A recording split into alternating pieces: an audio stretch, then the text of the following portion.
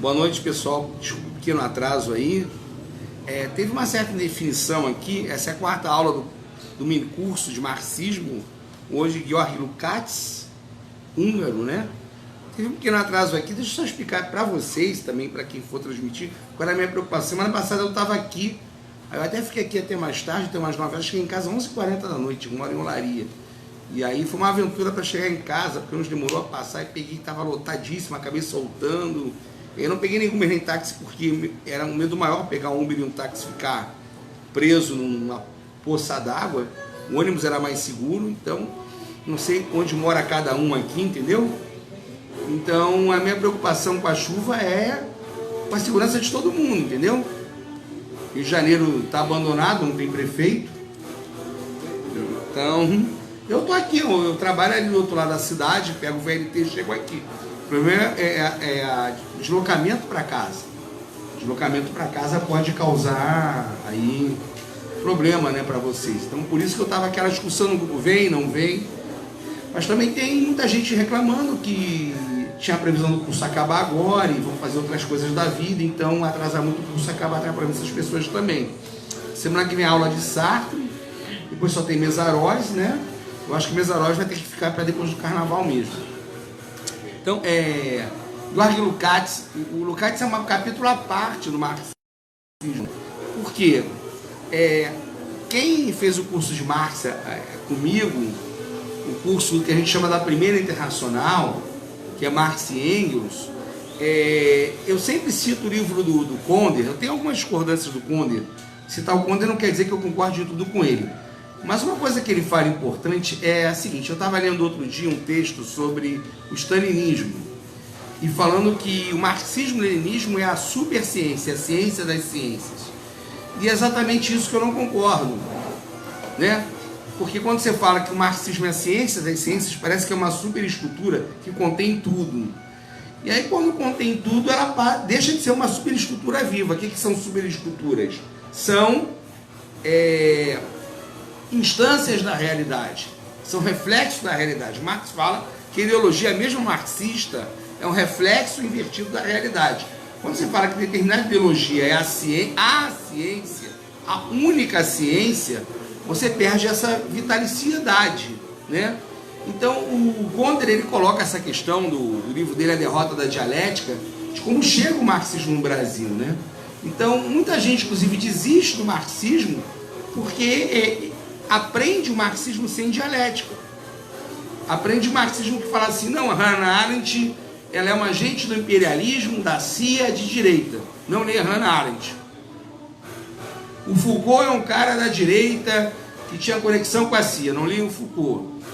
E o marxismo vira uma coisa que é autorreferente. Inclusive não tem contradição, né? Como se não houvesse contradição na União Soviética, como se não houvesse contradição no movimento comunista internacional, como se não houvesse contradição dentro do seio do Partido Comunista. E o Lukács é a contradição em pessoa. Não tem cara mais contraditório que o Georg Lukács, né? Um político de segunda ordem dentro do marxismo, uma pessoa. Se você fosse pegar a carreira política do Lukács, você falaria: por que eu vou estudar Lukács? Esse cara aqui não liderou nada, teve a Revolução Húngara, que foi vitoriosa depois derrotada, a experiência húngara, né? Eles ganharam uma revolução, depois ela foi debelada. Dentro da própria revolução ele já era uma figura secundária. Depois, na disputa interna do Comintern, do Partido Comunista da Hungria, ele foi derrotado e ele sobrevive a todo aquele processo de expurgos, né? Do Comintern, do stalinismo oficial, até do obreirismo, que ele é um grande intelectual. Falam que na época do Lenin, o maior intelectual do Partido Comunista da União Soviética era o Bukharin, não o Lenin, mas o Lukács, eu ouso afirmar, ele é um cara com uma formação teórica mais potente que a de Bukharin. Mais potente, mais profunda que a de Bukharin. Até porque o Lukács deu algumas sortes. Ele foi trabalhar no Instituto de Marxismo-Leninismo da União Soviética, ele teve acesso a toda a obra de Marx. Gramsci não teve acesso. Lenin não teve acesso. Ele teve acesso. Então ele é um cara que está formulando. Você pega, por exemplo, um texto dele, Marxismo e Existencialismo, se não me engano. E você vê coisas muito boas, ele vê coisas muito ruins, assim, ele está cumprindo uma missão oficial de membro do Comintern de combater a fenomenologia e o estruturalismo na França, e dá umas deslizadas, mas tem coisas muito boas ali, ele é um intelectual muito potente. E ele sobrevive porque ele começa a ver coisas dentro do marxismo que ninguém está operando, né? A questão da ontologia, né? Essa palavra tão bonita, na verdade Marx não usa essa palavra. A palavra ontologia no marxismo a gente deve a Lukács, né? O que é ontologia? Ontologia tem a ver com religião. Ontologia é a ciência do ser pelo ser. O único ser que é Deus. Deus é. Eu não posso falar o Ricardo Carneiro é. O Ricardo Carneiro é o quê? Tem que ter um predicado. É flamenguista, é do PSOL, ele é advogado, ele tem uma série de predicados. O ser em potência que é só Deus. Então a ontologia inicialmente é o estudo de Deus. A ontologia no marxismo, ela é criada a partir do momento em que você desnaturaliza essa questão do deísmo, traz para a Terra e pergunta o que é ontologia do ser social. A palavra parece tão difícil, mas vocês estão acompanhando o raciocínio, eu estou falando devagar. O que é ontologia do ser social? Qual é o ser social? Qual é o ser social da natureza? O homem. O homem é um ser naturalmente social. E qual é a ontologia do homem? Não é racionalidade ao trabalho. O trabalho é o ser em si do homem. E o Lukács propõe isso. Só que isso já está em Marx em nome de ontologia. Isso está na ideologia alemã, que é uma obra que não é publicada nem durante a vida de Lenin. Então o Lukács ele tem alguns privilégios. Ele está ali, né, com o melhor de Marx. Ele está com a obra do jovem Marx e ele olha para o jovem Marx com muita dialética, porque antes de ser marxista, Lukács é um idealista alemão. Ele é tributário também da filosofia clássica alemã. Ele bebe da mesma fonte do Marx, então ele tem muita intimidade com aqueles textos. Ele tem muita facilidade, uma facilidade, eu diria, maior até do que a do Lenin, do Plekhanov. Então ele é um cara extremamente dialético, né? Que comete alguns pecados, né? A gente fala em ideologia, eu acho que a gente já falou de ideologia em outros momentos. Ideologia, ela tem uma face negativa e uma face positiva. Negativa no sentido de que Marx diz que toda ideologia ela é uma visão inversa do mundo, é um reflexo do mundo.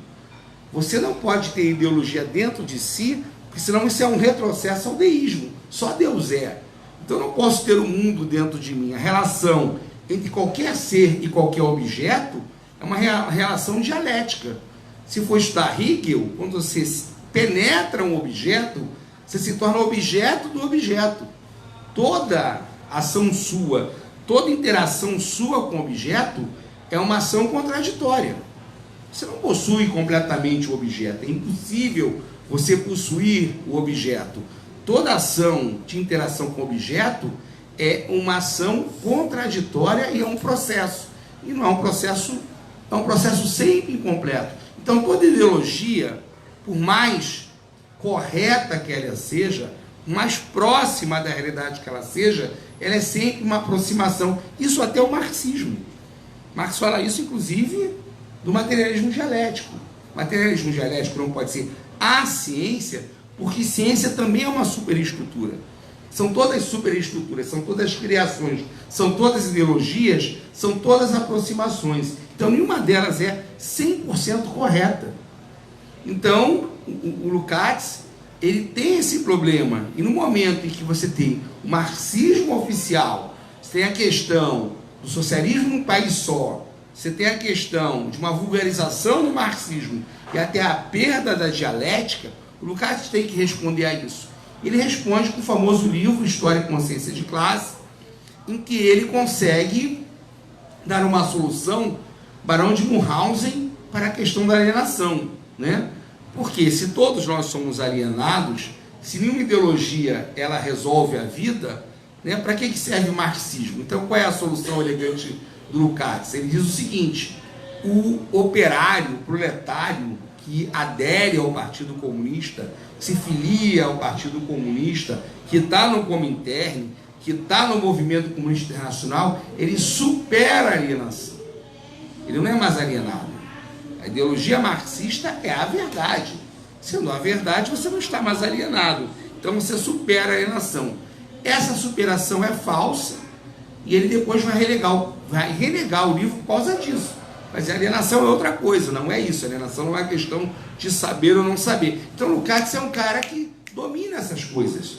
Ele fala algumas coisas, talvez até pela posição dele subalterna no movimento comunista, ele tem que responder a isso. Ele tem, inclusive, sobreviver a isso. Ele sobrevive, ele morre com quase 90 anos fazendo pesquisa lá nos arquivos do PCU. Ele consegue sobreviver a todos os expurgos e mais, né? Porque muita gente coloca o Lukács como adversário do Stalin. Mas o Lukács é stalinista, em certo sentido.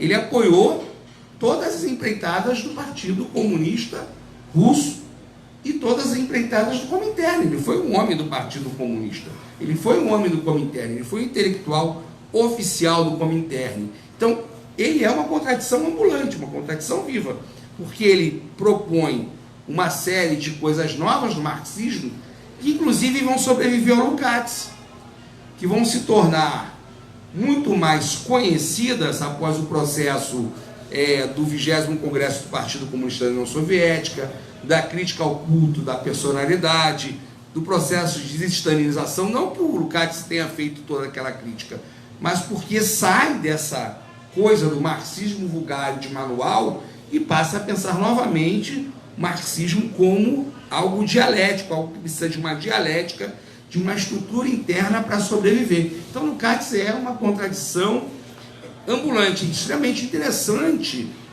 ler Lukács, e está sendo recuperada a obra de Lukács. Há muito tempo tem feito um trabalho fantástico sobre isso, né? Então é fácil até de entender e ler, entender não é fácil, não. Tem que estudar pra cacete, mas é bem fácil acessar a obra Lukács. Eu acho que hoje, numa palestra de 2 horas, eu não quero dar conta de todo, nem não tenho essa pretensão de dar conta de toda a obra do Lukács. Não sou profundo conhecedor, como o Celso Frederico, da obra, sou um leitor de Lukács, mas quero dar uma introduzida no Lukács, sim. É o seguinte, nessa tua introdução, eu estou um pouco perdido. Sim, pode falar. Aonde que eu estou perdido? É o seguinte, eu perguntaria, diante de tanta destaque que você está dando às contradições do Lukács, eu não sei aonde é que está o cerne do que seria interessante a gente conhecer o Lukács. Eu vou introduzir isso. É uma apresentação para entender que esse Lukács, por exemplo, eu conto isso como história, anedota, mas é verdade. Os trotskistas me acham stalinista. E a maioria dos stalinistas, sei lá, me acha trotskista. Porque eu não acho que Trotsky tenha sido um traidor da Revolução Russa. Não acho mesmo, acho que é um teórico importante. Embora não considere que Trotsky seja continuador do Lenin, há consideráveis divergências teóricas e de metodologia entre Trotsky e Lenin, assim como há entre Stalin e Lenin. Por exemplo, a questão da nacionalidade, o princípio da autodeterminação dos povos, como Lenin tratava isso, como Stalin tratava isso. Mas isso não me faz, por exemplo, entrar naquela balela de transformar Stalin num monstro. Não faço essa defesa da monstruosidade do Stalin. Então basta eu não dizer que Stalin foi um monstro para algumas pessoas me chamarem de stalinista, né? E como eu sou marxista e vejo a história por processos, eu não consigo personificar ou no Stalin ou no Trotsky o processo russo, entendeu? O processo russo é muito maior do que Stalin. Você tem que tentar entender como aquele processo pode criar Stalin. Como aquele socialismo num país só, num país isolado, num país atacado, num país ilhado pelo imperialismo, num país sitiado, num país que passa por uma guerra civil depois da Revolução, que tem invasão de 17 países, depois é invadido pela Alemanha, perde 27 milhões de pessoas, cria aquele processo. O Stalin, parece que o Stalin é um ser mágico, né? Você tem que tentar entender aquele processo e as contradições daquele processo. Porque o que acontece são muitos desvios do marxismo. Se você não entende os processos, você começa a fazer uma defesa de que tudo ali estava certo também. E são as coisas que são, no fundo, maniqueístas. Ou o socialismo acabou na União Soviética quando exilaram o profeta Trotsky, ou acabou na União Soviética quando fizeram o processo de desestalinização, porque aí, né, cuspiram no profeta Stalin. E marxista não tem profeta, não tem herói, não tem santo, tem que entender os processos. Alguém que defenda culto à personalidade é uma coisa estranha ao marxismo. Estranha ao marxismo. Isso não está no marxismo. Culto à personalidade é uma invenção que pode... foi necessária? Não sei, uma discussão histórica. Não está no marxismo, não está em Marx isso. Essa coisa do culto à personalidade. Não tem ninguém mais iconoclasta do que Marx. Marx manda olhar o processo. Né? O processo que gera Napoleão. Veja o que Marx fala de Napoleão. Napoleão é o executor testamentário da Revolução Francesa. É aquele que faz a Revolução Francesa ser exportada para os outros países, mas ao mesmo tempo é aquele que define, delimita, executa e acaba em terra a Revolução Francesa. Marx é genial nisso. Não, a gente poderia comparar o Napoleão e Stalin, por exemplo. Talvez ele seja para a Revolução Russa o que Napoleão foi para a Revolução Francesa. A gente não consegue olhar o processo, fica olhando nomes. Isso para mim não é marxismo. Então o Lukács está inserido nisso. Ele é um homem que está sobrevivendo, está na luta, está na disputa. Por exemplo, ele faz uma disputa em defesa da União Soviética contra o imperialismo. Em defesa da União Soviética contra o imperialismo. Várias. Então, se você for entendê-lo como um stalinista a partir disso aí, ele seria um stalinista. Ele faz a defesa heróica, corajosa da União Soviética, inclusive no embate com Sartre, no embate com Foucault, no embate com Merleau-Ponty, né? Muitas vezes, inclusive, equivocadamente, porque aí ele deixa de ser o Lukács, o intelectual potente, passa a ser o militante que quer fustigar o adversário, né? E aí, às vezes, ele deixa de usar o argumento, o melhor argumento, o argumento teórico, para usar o argumento, olha, esse cara aí, ele no fundo, ele quer defender o interesse da pequena burguesia e coisa e tal, e aí sai do embate teórico. Mas o Lukács, ele é fundamental, primeiro, por essa questão da ontologia do ser social é fantástica, porque ela recupera uma coisa que vinha se perdendo no marxismo. Primeiro, você pegar Mészáros ele está muito preso, ou se baseia muito, em Lukács, na questão da discussão do fetiche, da alienação e do estranhamento. Porque isso que parece uma coisa que está ligada ao processo produtivo, e só o processo... que é o que eu chamo de marxismo vulgar? Precisamos tomar o poder de Estado. Bom, a partir disso aí a gente faz a repartição dos meios de produção e pronto, chegamos ao socialismo, somos todos felizes, cantamos glória, glória, aleluia, vencendo vem Lenin e acabou, nossos problemas estão acabados. E não é bem assim, né? Por exemplo, na batalha da produção, na batalha da emulação do aço na União Soviética, na batalha para a criação de uma quantidade infinita de produtos, o socialismo ficou muito parecido com o capitalismo. Queremos criar produtos em grande quantidade, para quê? Qual é esse objetivo? E aí cabe até a crítica a Lenin, da Kollontai. A Kollontai, pouca gente fala, uma mulher maravilhosa e fantástica, que era da oposição da esquerda durante a Revolução, ela vai fazer esse questionamento. Batalha da produção para quê? Temos que produzir para quê? Qual o objetivo de produzir? Porque isso é a crítica ao fetiche. Estou dizendo que o Lenin não tivesse certo, que naquele momento ali de comunismo de guerra, as pessoas passando fome, tinha que aumentar a produção. Mas a crítica dela é válida. A crítica dela é muito perspicaz. Produzir para quê, cara pálida? A gente vai reproduzir a lógica do capitalismo, entendeu? Então, o Lukács, ele recupera isso. Porque ele vai falar que esse fetiche, essa objetivação, esse estranhamento, essa exteriorização são processos inerentes ao capitalismo e que reproduzem a estrutura de pensamento capitalista. Ele fala isso numa obra ou em várias obras? Não, ele fala isso nas várias obras dele. Não é que ele fala isso do jeito que eu estou falando. É a crítica que você depreende do Lukács. Que essa parte do, por exemplo, o Mészáros, quando faz a crítica ao Lukács, ele diz o seguinte: qual é a diferença de você vender sapato numa loja de sapatos em Belfort Roxo, ser vendedor de sapato, trabalhar 8 horas por dia, e você ser vendedor de sapatos numa loja em Moscou? Qual é a diferença? Nenhuma. Ah, mas o cara que vem de Moscou, ele é filiado ao PCUs. Foda-se. O processo de alienação é o mesmo. Entendeu? O processo de alienação é inerente à forma de reprodução sociometabólica da sociedade. E o próprio Marx fala que o socialismo não é o comunismo. O socialismo é um processo de transição em que sobrevive a cultura e a dinâmica do capitalismo. Fazer essa crítica é parar para a gente pensar que para a gente dar um salto para uma outra sociedade, não basta só dividir produtos. Tem que repensar as dinâmicas sociais. Então, o Lukács recupera isso. Essa coisa é muito importante. Por isso que o Lukács é tão...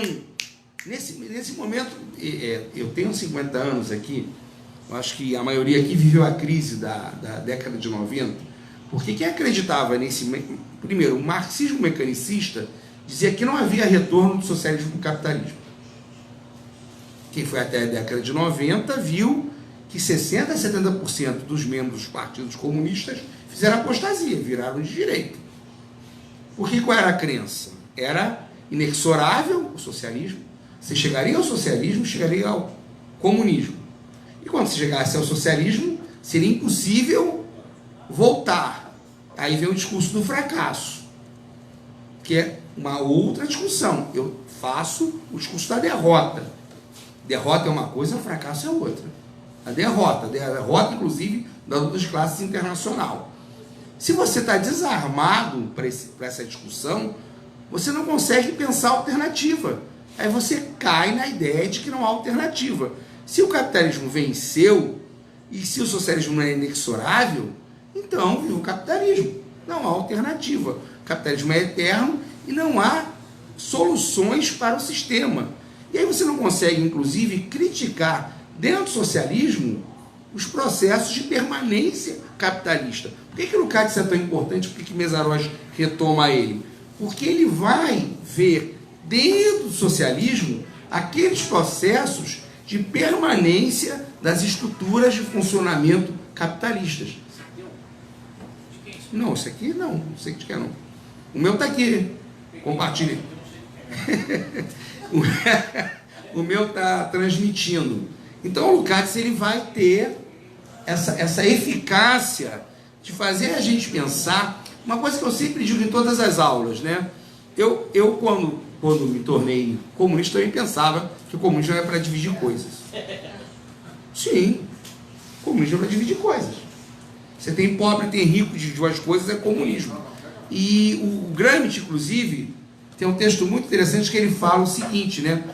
O comunismo, o marxismo é, antes de tudo, um preconceito na cabeça do trabalhador.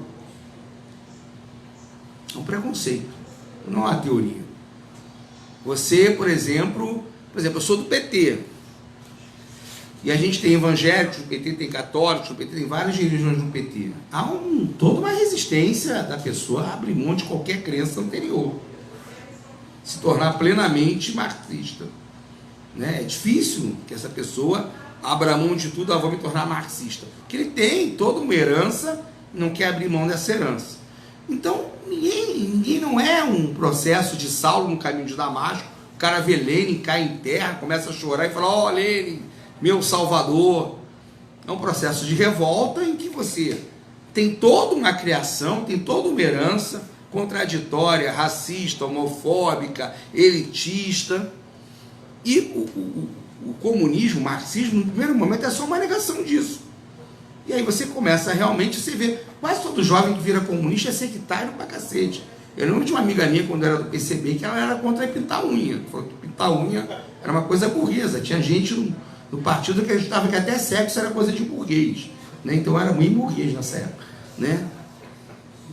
Começa essa negação, É uma negação absoluta. O marxismo não é uma teoria no primeiro momento, ele é um preconceito. É uma coisa que a pessoa constrói na cabeça dele e que ele não sabe o que é.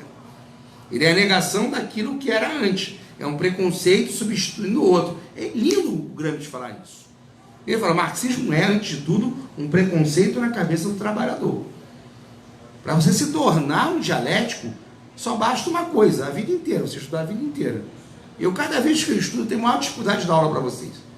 Eu dou uma aula hoje muito pior do que eu dava em 2004. Em 2004 eu era prepotente pra cacete, achava que sabia pra caralho e falava um monte de besteira. Agora, cada vez que eu vou dar aula, eu fico com medo de estar falando uma bobagem. Eu vou lendo, vou pegando mais alguma contradição, vou pegando mais alguma coisa, eu fico super temeroso. Até porque na internet o que a gente fala fica gravado para sempre. A bobagem que você falou, o pessoal recupera daqui a 10 anos. Fala, não, mas não importa, você falou aquilo lá. Né? Então, o Gramsci fala isso. Né? E o Lukács, ele vai recuperar essa eficácia do marxismo como dialética, como uma coisa que não está morta, como esse processo sociometabólico de reprodução da sociedade, que é uma coisa que, em geral, os marxistas, entre aspas, não pensam. É determinismo econômico e manual de tomada de poder. Não é um processo de disputa de coração e mente. O Gramsci, inclusive, fala isso, processo de disputa de coração e mente, e ele fala que Gramsci tem umas coisas, cara, que vale muito a pena ler Gramsci. Ele diz o seguinte, o marxismo é encontro, ele não fala marxismo, ele fala nem materialismo dialético, tem que usar outro nome por causa da censura na Itália. Ele fala que é o encontro entre coração e mente, que nas estruturas capitalistas há um divórcio, uma separação entre coração e mente. Então, o marxismo seria na política o encontro entre coração e mente, porque não pode haver contradição. Essa política suja, essa política vil, essa política que não é das paixões, ela não deve estar dentro do marxismo. O marxismo tem que ser um encontro... O Gramsci fala isso. Por incrível que pareça, o Gramsci, inclusive, fala que o marxismo só vai ser vitorioso quando ele tiver a vitaliciedade do cristianismo. Ele faz uma comparação muito pesada entre comunismo e cristianismo. Ele fala, olha, enquanto a gente não conseguir fazer com que o marxismo se difunda como cristianismo, enquanto a gente não consiga traduzir para a massa as aspirações dela, a gente não vai ser vitorioso. A gente não vai conseguir, tá? Então, o Lukács, ele tem essa questão da ontologia do ser social, que é diferente, para a gente tentar entender, das diversas antropologias. Por exemplo, comparar o Lukács na defesa do marxismo com o estruturalismo, com a fenomenologia, que tentam fixar, em alguns momentos, um ser em si do homem. Você pegar até o Sartre, a fenomenologia, a experiência individual é irrepetível. Sim, é irrepetível, mas efetivamente a Terra gira em torno do Sol, ponto. Quer que seja a minha experiência diferente da do Fialho, a dele diferente da minha. Então o Gramsci, o Lukács, ele vai opor essas estruturas que no final acabam querendo criar antropologias fixas, uma ontologia do trabalho que não é permanente, mas tem como ponto a materialidade real do mundo, né? Fixado no trabalho, mas que não é uma coisa mecânica nem vulgar, porque as estruturas de pensamento, essas superestruturas, essas instâncias têm uma certa autonomia, não é independência, né? Como é isso? Como é que eu explico isso? Por exemplo, eu vejo muita gente jovem que entra no partido se torna extremamente prepotente. Então, por exemplo, o cara não entende nada de teatro, sai dando opinião sobre teatro, né? Para você entender de teatro, não adianta entender só de marxismo, tem que entender de teatro também. Eu não falo nada sobre música, porque eu gosto muito de música, mas não entendo porcaria nenhuma. Então essas instâncias têm sua própria episteme, têm seu próprio funcionamento interno. E essas instâncias se codeterminam. Se você não entende isso, você não entende a Revolução Russa, porque não tinha lugar mais absurdo de se fazer uma revolução do que na Rússia. A gente fala muito de revisionismo, mas um dos maiores revisionistas da história do marxismo foi Lenin. Em que lugar tá que dava para fazer revolução na Rússia em Marx? Tem gente que diz, eu já vi até gente aí dizendo, não é isso não, porque tem um texto do Marx que fala sobre as comunas russas, eu li esse texto. Esse texto fala, na verdade, entre fazer a ultrapassagem do campo russo, do capitalismo com social, do comunismo comunitário feudal pro socialismo sem passar pelo capitalismo. Mas não fala em revolução, fala em termos de organização da propriedade. Mas o Marx não fala que a revolução vai ser na Rússia. Qual é a teoria básica de Marx? Primeiro que o mundo, para Marx, era a Europa realmente. A gente tem que entender determinadas coisas para a gente não cair nos extremos, né? Nem o pessoal da direita antimarxista que fica dizendo que o Marx era eurocêntrico, reacionário, liberal. O Marx é um sujeito do tempo dele. Para ele o mundo era a Europa. Para ele, a Revolução Socialista Mundial era a Revolução Socialista na Europa. Ponto. Porque ele vivia aquela situação. Então acusá-lo de um monte de coisa é ser heterocrônico. Mas efetivamente a ideia de Marx de revolução é uma revolução internacional. Marx diz que é impossível a revolução no país só, que a revolução no país só está fadada a dar o fracasso ou a derrota com o tempo. Inclusive é uma crítica posterior à União Soviética, que é uma pergunta teórica que a gente não consegue responder direito. Será que ele não estava certo? Será que o problema da Rússia, da União Soviética, não foi ter ficado isolado realmente? Que a luta de classe internacional com o tempo não acabaria solapando, destruindo aquele país? Era a questão que ele colocava. Não sei. A discussão, discutir a Rússia de maneira séria para fazer um seminário aí de um mês. Mas é uma questão que é discutida seriamente dentro do marxismo. Não é essa coisa, o Trotsky saiu de lá, deixou de ser socialista, não é isso. Mas é uma questão concreta, tanto que uma das divergências sérias, reais, entre o Trotsky e o Lenin, é que, na verdade, o Trotsky nunca apoiou a Revolução no país só. O Trotsky queria continuar a Revolução Russa. Queria continuar a Revolução Russa expandindo ela para a Europa.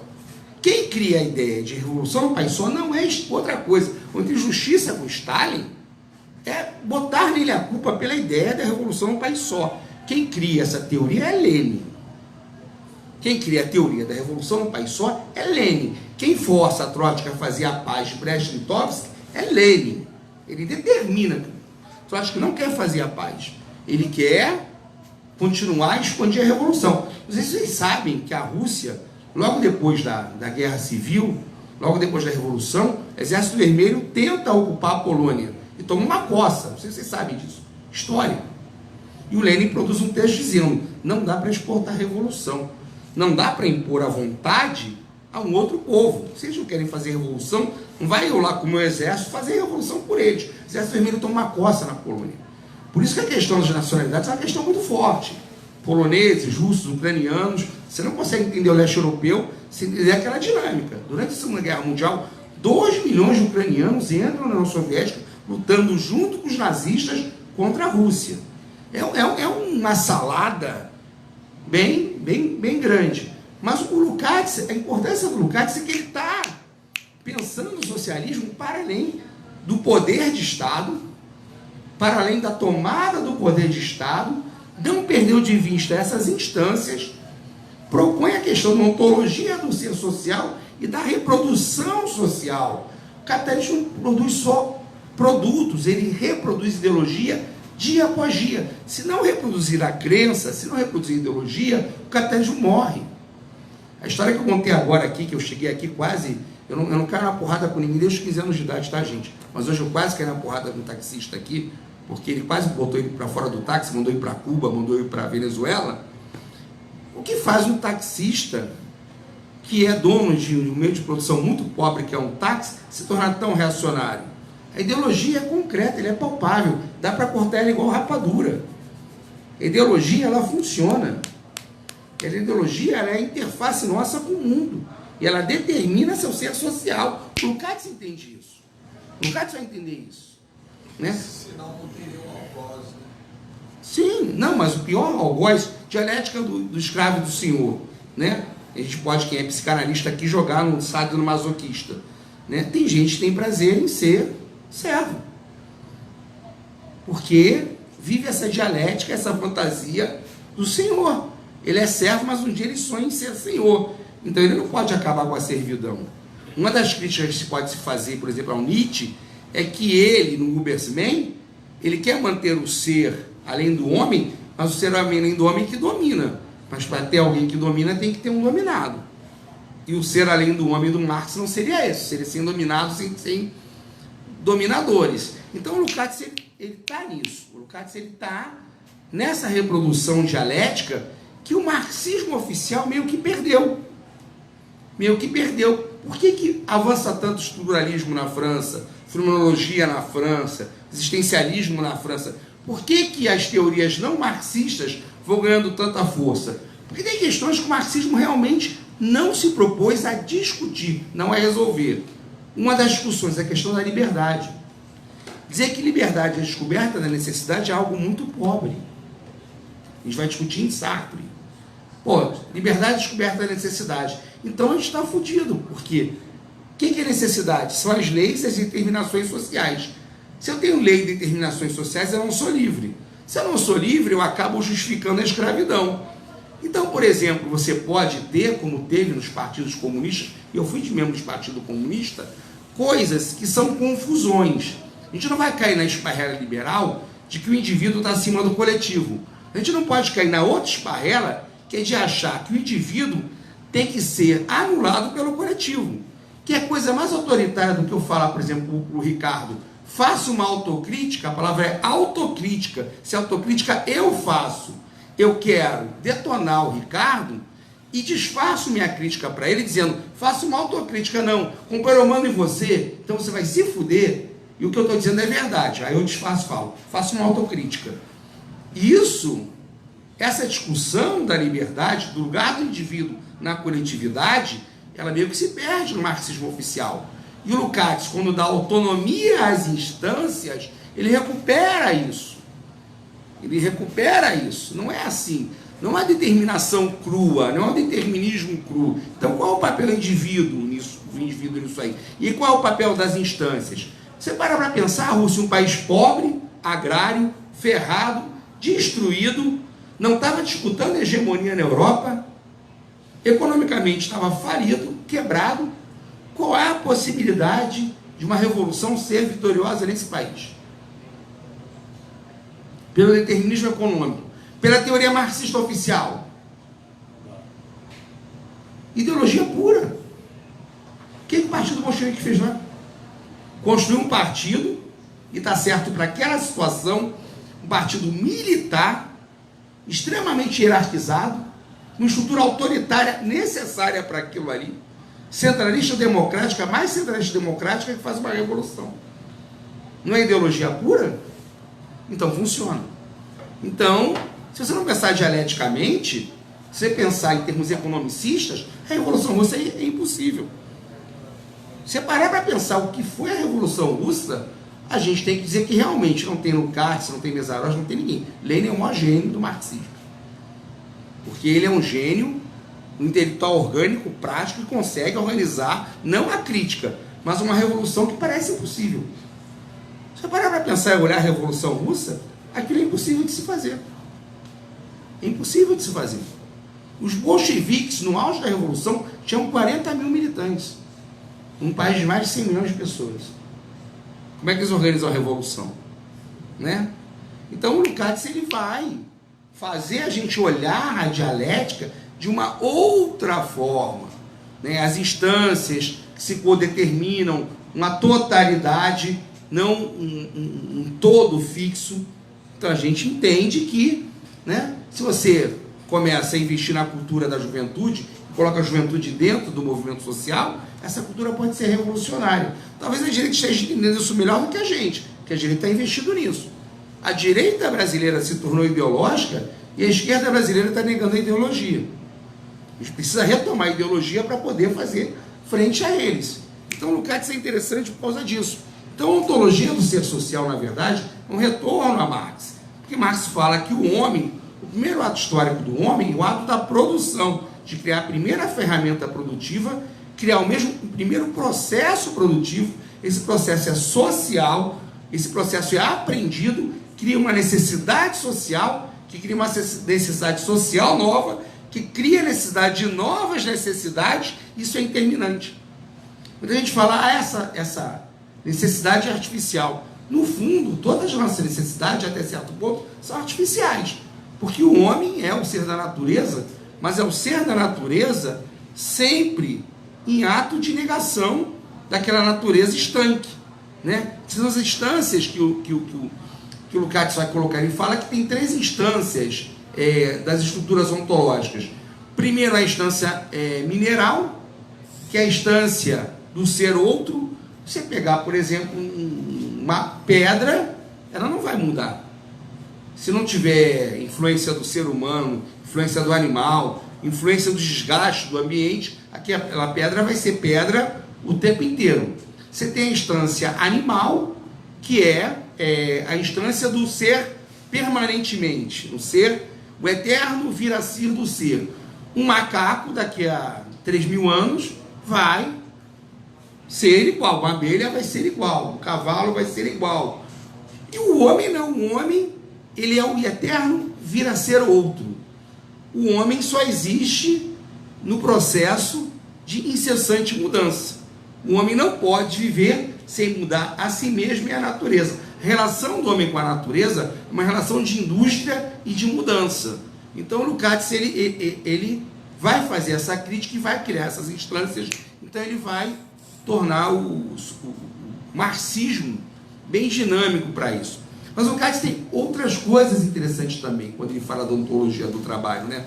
Primeiro, porque o Lukács acaba com a ideia de que há uma divisão absoluta entre trabalho intelectual e trabalho manual.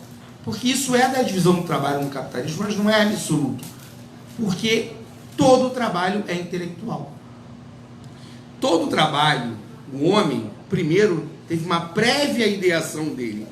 O homem é incapaz de realizar qualquer trabalho se idealizar esse trabalho antes. Qualquer trabalho. Ah, mas o Manuel é engenheiro e é companheiro com o nome? André é servente de pedreiro. Não importa, no trabalho da Andréia, quando ela foi botar uma parede, ela idealizou a parede antes de fazer. O trabalho do homem ele é sempre abstrato antes de ser concreto. Então há sempre uma prévia ideação. Então essa absoluta diferenciação entre trabalho intelectual e trabalho manual, ela é apenas uma ilusão relativa ao capitalismo, que divide realmente os trabalhadores intelectuais, e uma classe de trabalhadores intelectuais que vai ser melhor remunerada, e os trabalhadores manuais. Mas todo o trabalho tem uma prévia ideação. Todo trabalho humano é também trabalho racional, é interação com a natureza e é modificação com a natureza. Essa é a primeira questão. Uma outra questão muito interessante do Lukács é ele colocar o seguinte, né, que nós fazemos a história, isso já está em Marx, e essa é uma discussão muito pesada, tem a ver com a liberdade, tem a ver com a individualidade. Nós fazemos a história de maneira consciente, mas não de maneira como a queremos que ela ocorra. Como é de maneira consciente? Por exemplo, eu efetivamente votei no Lula, votei na Dilma, pensei que o Brasil ia para um determinado caminho, mas eu não domino todas as variáveis da dinâmica da sociedade, né? Por exemplo, quando o White, não é, descobre aquela bomba para retirar em fazer a Revolução Industrial, tá? Mas ele faz a Revolução Industrial mesmo sem querer. A descoberta das minas da América Latina, o tráfico de escravos, a colonização dos países da América, da Ásia e da África não tinha como objetivo criar a Revolução Industrial na Europa e acabar com o feudalismo, mas criou a Revolução Industrial na Europa e acabou com o feudalismo. Então, você faz a história de maneira intencional, intention recta, né?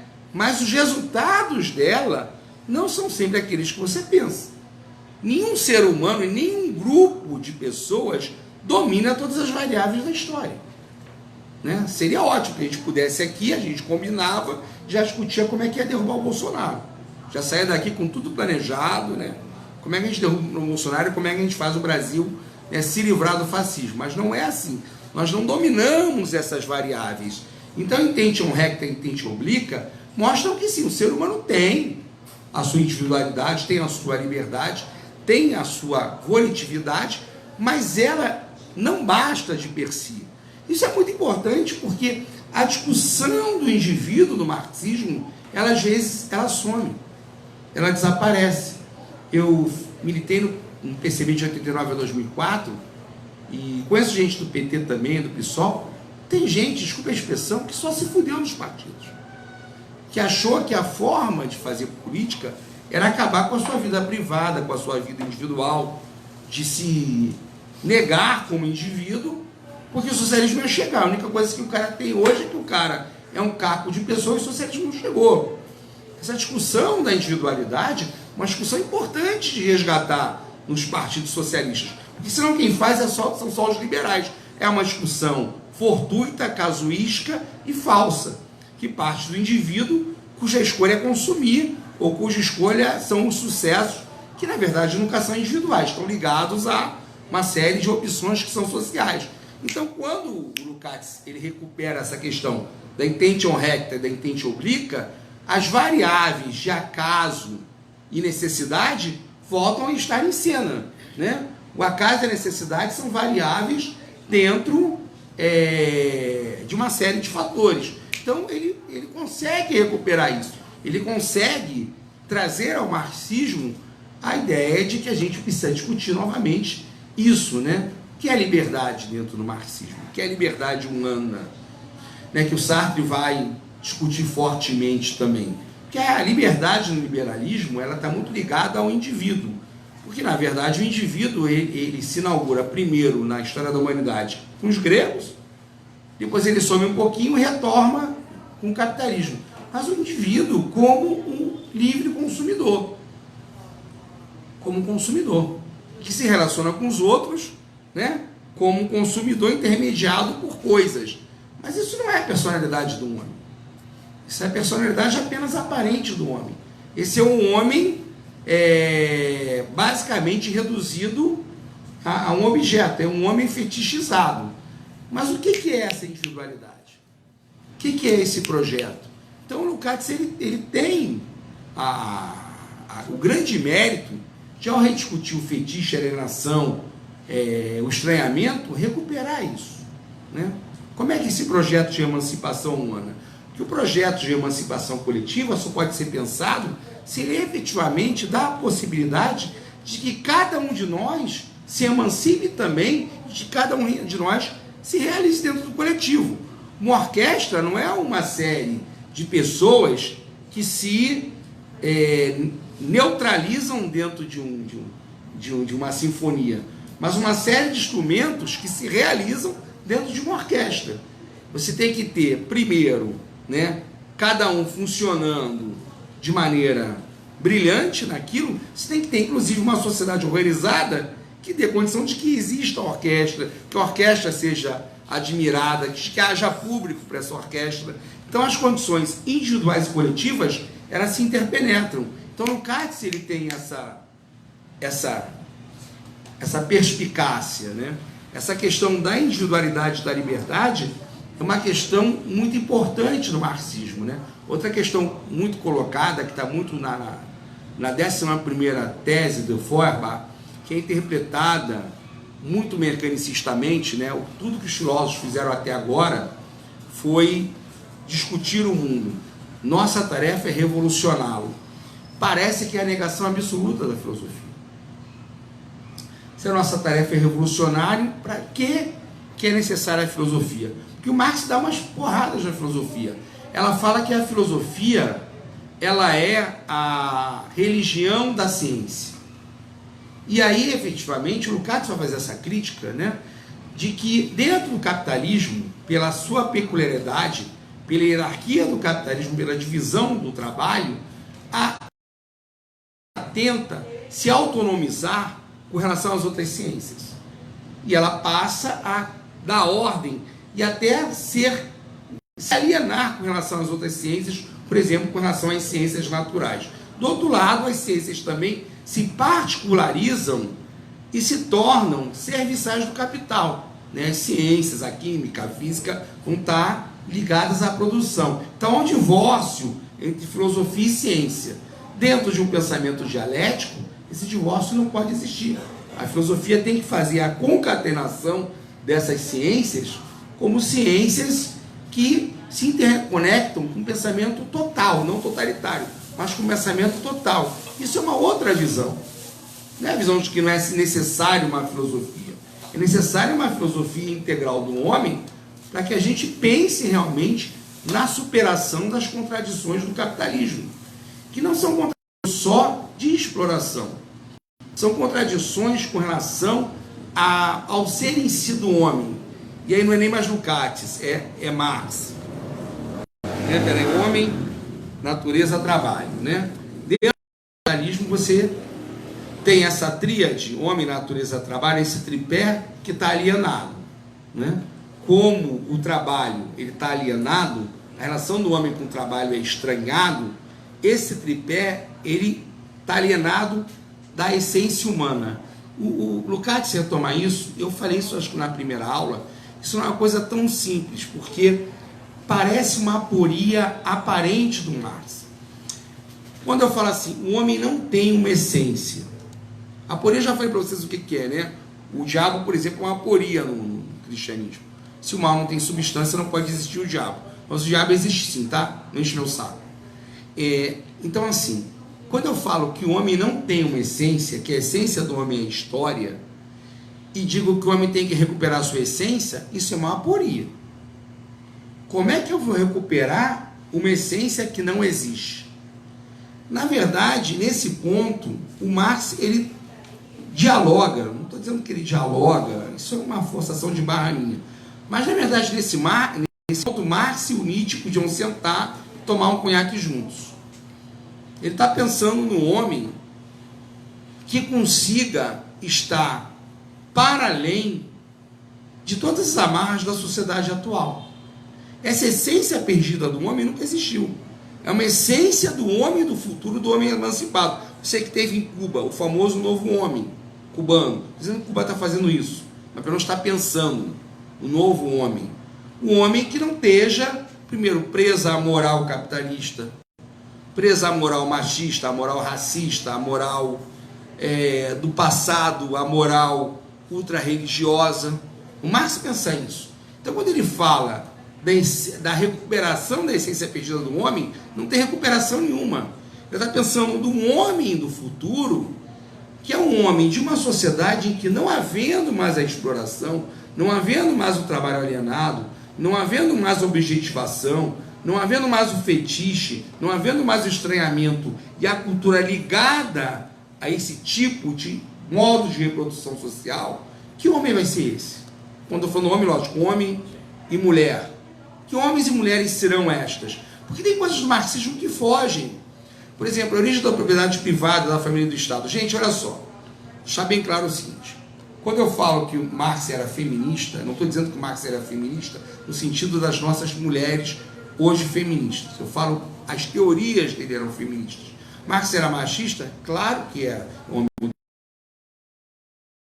a cabeça do século XIX, os preconceitos do século XIX, com um monte de atitude desprezível do século XIX.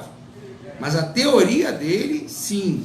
Você pega, por exemplo, a origem da propriedade privada da família do Estado do Engels, quando ele vai falar da relação entre os sexos, ele fala, sim, em destruição da família burguesa.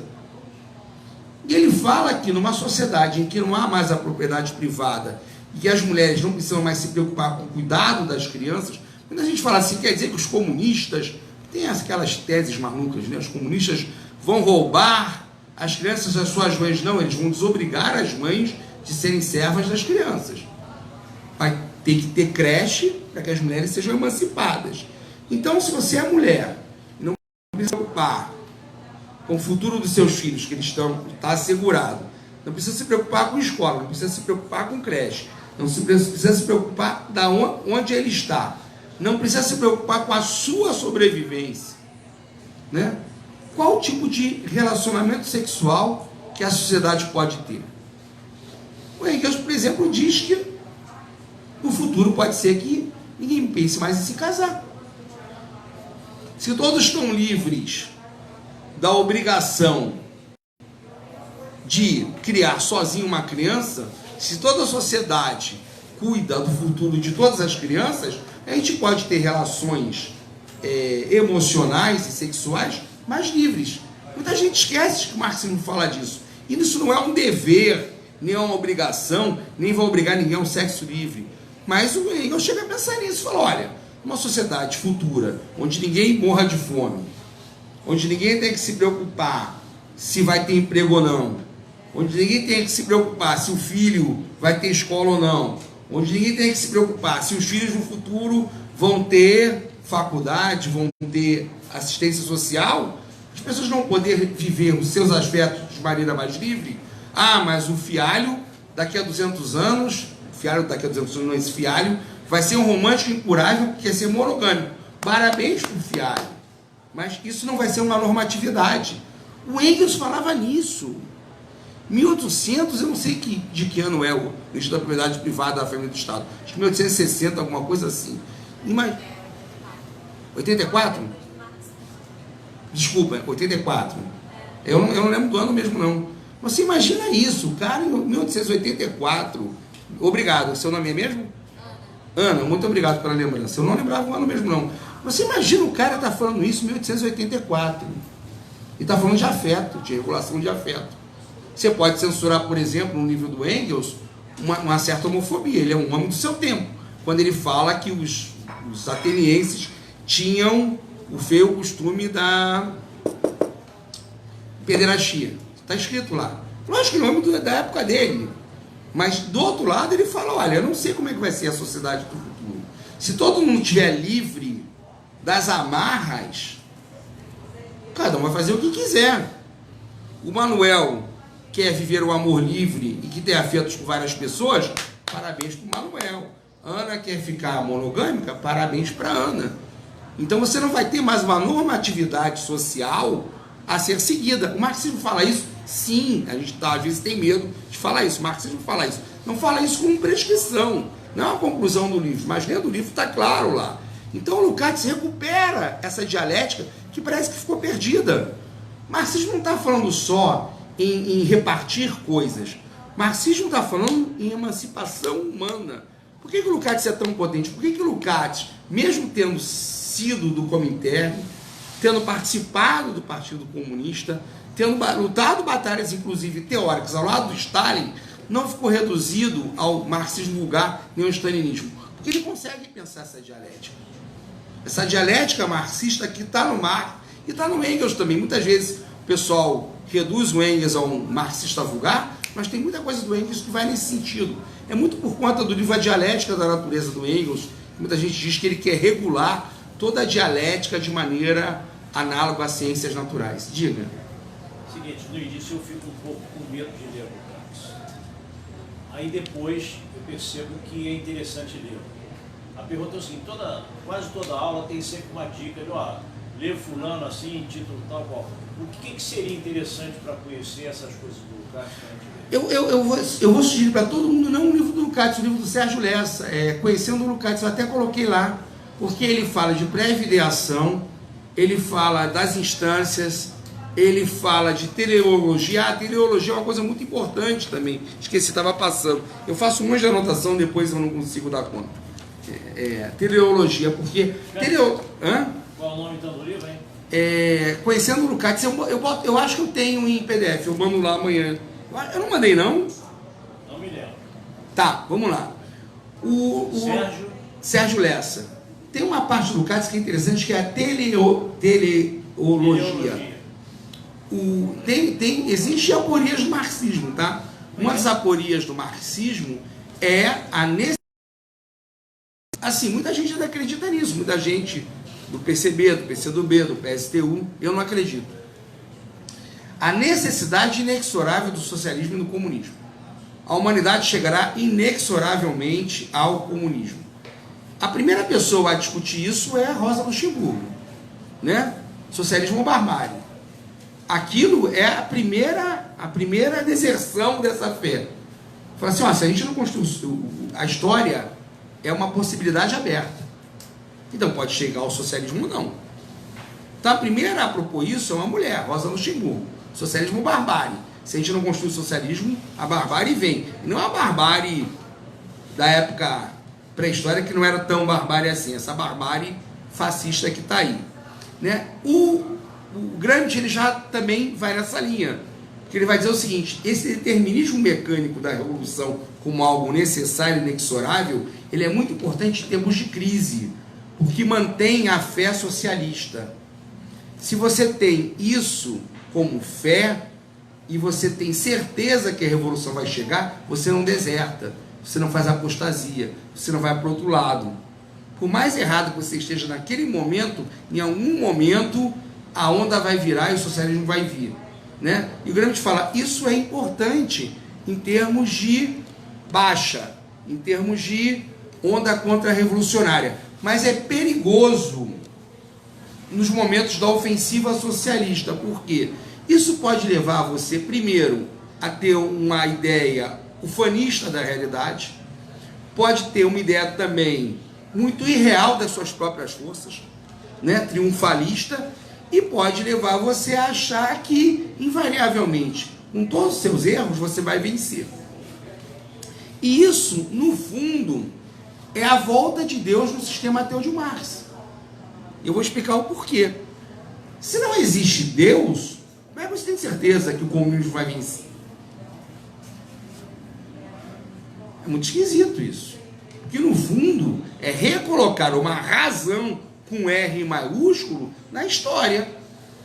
Por que o comunismo vai vencer? Quem tem essa certeza? Quem disse isso? Só se Deus voltou. Porque em Hegel a razão é Deus, mas ele é idealista. Então, no final, né, a história tem que se encontrar consigo mesmo. A razão tem que se realizar na história. Se o comunismo vence no final, é a realização da razão da história. No fundo, Marx não deixa de ser hegeliano. E aí o deísmo que ele expulsou pela porta da frente, retorna pela porta de trás, alegremente disfarçado de que o comunismo vai vencer. Não estou dizendo, companheiros, que eu não tenha a minha fé racional de que é possível a vitória do comunismo. Isso é uma coisa. Outra é a certeza de que vamos vencer. A certeza que vamos vencer não é histórica. É uma teleologia que, no fundo, é deísta. É uma aporia, inclusive, no marxismo. Então, a possibilidade da vitória do socialismo é uma coisa. A necessidade da vitória do marxismo é uma construção que recoloca Deus no marxismo. E após essa fase barbárie, o que você acha? Alguém estudou e a barbárie? Não, mas olha só, vamos lá. É que o Marx, no fundo, se pegar Hegel, ele está usando a teoria hegeliana. E a teoria hegeliana de fases sucessivas. Tanto que não era pensado, até a derrota do socialismo na década de 90, o retorno do socialismo para o capitalismo. Então, na verdade, quando a gente fala em barbárie, a gente está falando... São duas barbáries. Uma coisa é a barbárie da época pré-civilizacional. Não, vamos lá. Pré-civilizacional, que é uma outra história.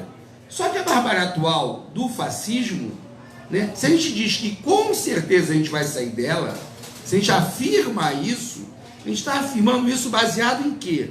A gente, no fundo, está dizendo que a história não a história não está em aberto, a história é fechada. Quer façamos as maiores besteiras possíveis, quer nossos inimigos sejam os mais fortes ou possível, nós vamos vencê-los. Isso não tem nenhuma base material.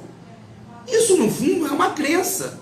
É retomar o marxismo como crença. Isso é estranho até para muita gente. Muita gente talvez esteja ouvindo isso pela primeira vez. Mas tem muito marxista fazendo essa discussão. O Mesaroes faz, Lukács começa a fazer. O Mesaroes coloca a história é um campo em aberto de disputa. Então, o socialismo não é algo dado. Ou a gente constrói como tarefa coletiva, ou ele não vai chegar nunca. Porque a crença de que ele vai chegar inexoravelmente é, no meu ponto de vista, eu me coloco entre esses, uma aporia no marxismo. É um sistema teleológico que é um resto hegeliano em Marx. Resto hegeliano na ideia de que a razão se realiza na história. O que é a história? O que é a história para Hegel? Hegel é genial. O que é alienação? Alienação é a alienação da razão com relação a si mesma. Mas sem a alienação da razão com relação a si mesma, a história não existe. Porque Deus é. Mas Deus é? Que droga, né? Deus é. Pô, e aí? Imagina, a eternidade infinita sendo o que, cara pálida? Então Deus, a razão que é Deus, precisa alienar-se de si mesmo para construir a história. Então Deus é a história, Deus se realiza na história, a razão se realiza na história. Mas todo sistema perfeito tem que se encontrar lá na frente. Então, a razão se realiza na história e no final tem que chegar a um sistema perfeito. Não seria o comunismo? Isso, de uma certa forma, não é, da mesma maneira que o Hegel fala que o sistema prussiano era a realização da razão da história, o comunismo não seria para Marx o sistema prussiano. Se eu falo que a história é um campo aberto, é outra coisa. Se eu falo que o comunismo é uma possibilidade, é uma outra coisa. Mas se eu falo que o comunismo é uma necessidade histórica, eu estou colocando que a história tem necessidade. Eu estou antropomorfizando a história. A história se torna um ser que tem necessidades. Marx está correto em relação às contradições do capitalismo, que essas são insolúveis, que essas estão aumentando, que essas estão destruindo a humanidade? Tem. Mas ele tem razão em dizer que necessariamente chegamos ao socialismo? Tem duas respostas. A resposta dos comunistas que pensam dessa forma é que sim, necessariamente chegaremos ao socialismo. Alguns comunistas, como eu, não pensam assim. Pensam que o socialismo é uma possibilidade a ser construída coletivamente. O que não me torna nenhum reaça. Nem alguém que está abjurando do marxismo. Mas é uma outra forma de pensar o marxismo. Sim. Onde que Marx diz que necessariamente o comunismo foi? Olha, Ana, eu posso pesquisar em casa e te mando, até pelo. Mas tem várias vezes ele diz necessariamente vai se chegar ao socialismo. E lógico que depois isso é exagerado. Inclusive tem alguns erros fabulosos de perspectiva de Marx de revolução, que ele faz a crítica e fala, não, estava errado. Quando ele, por exemplo, diz que necessariamente lá em 48 e 51 se chegaria a uma revolução e a revolução seria vitoriosa, você vai dizer que a descoberta do ouro na Califórnia, o crescimento dos Estados Unidos, a expansão para a Austrália, ele diz, não, agora a gente vai passar mais 20 anos sem perspectiva revolucionária. Mas a ideia do socialismo como necessidade está em Marx, sim. Posso pesquisar e te dou. De cabeça, assim, as passagens, eu não tenho. Mas isso vai se cristalizando, se tornando um dogma. Se você vê, eu não sei qual a sua filiação partidária, também não me interessa, mas a maioria dos marxistas pensa assim.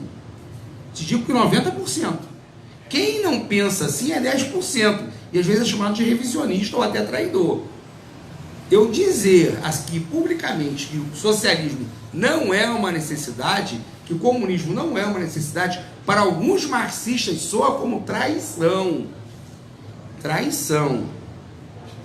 Né?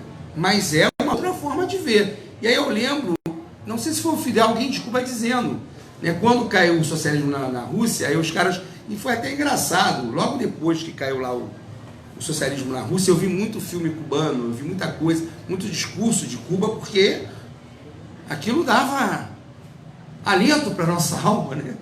Fazia bem para a gente ver os cubanos resistindo. Aí um cubano falou o seguinte, duas coisas a gente aprendeu com a queda do mundo. Primeiro, que a gente não aprendeu, o mundo aprendeu, a gente não é seguidista. Antes nos acusavam de seguir a União Soviética, agora nos censuram por não seguir. E a segunda coisa é, a gente só aprendeu que o socialismo não é irreversível. Que a ideia é que o socialismo era irreversível. Você tinha fases, rapidinho, mano, você tinha fases, socialismo, comunismo, e não voltava mais. E isso isso é contraditório com o próprio Marx. Marx fala que o comunismo vai morrer. Tudo que existe merece perecer. Então o comunismo também é uma fase da humanidade que um dia vai ser superada por alguma coisa que a gente não vai ter nem mais o pó aqui para saber o que é. Se a gente chegar ao comunismo, sei lá, daqui a 300 anos, quando o comunismo for ultrapassado, a gente não tem nem o pó mais aqui. Diga. É que se tudo é um processo de mudança, quando nós chegarmos a algum tipo de socialista, ele também vai ser mudado, mudado, a espiral. Não, mas o Marx fala, o Marx é muito dialético, ele fala, tudo que existe merece perecer. E por isso que o Sartre é interessante, que o Sartre tem algumas contradições, tem algumas coisas fantásticas. O Sartre, quem diz que o marxismo é a única filosofia viva, não são os marxistas. É o Sartre que não era marxista. O Sartre é um gozo. Porque o Sartre fala, gente, esse cara aqui, né? Porque ele vive uma relação de amor e ódio com o Partido Comunista Francês, com os comunistas e com o marxismo. É amor e ódio permanente, né? É aquele casal que vive brigando, que vive, né? Mas ele diz o seguinte, a única filosofia que se propõe à crítica total do capitalismo é o marxismo, nenhuma outra. E todos nós vivemos no capitalismo. Qual a única filosofia viva? Marxismo. Mas vai morrer? Vai, quando morrer o capitalismo. Então o Sartre é muito dialético. O Sartre fala, não, gente, olha só, beleza, estruturalismo, beleza, fenomenologia, beleza, existencialismo, beleza, tudo isso. Mas a única... E ele é um cara que está batendo no marxismo. Mas ele bate e fala, mas a única filosofia viva, a única que merece o nome de filosofia é o marxismo. Porque é a única que propõe a crítica radical do todo. Não é a crítica de uma parte. Porque todas as outras se propõem...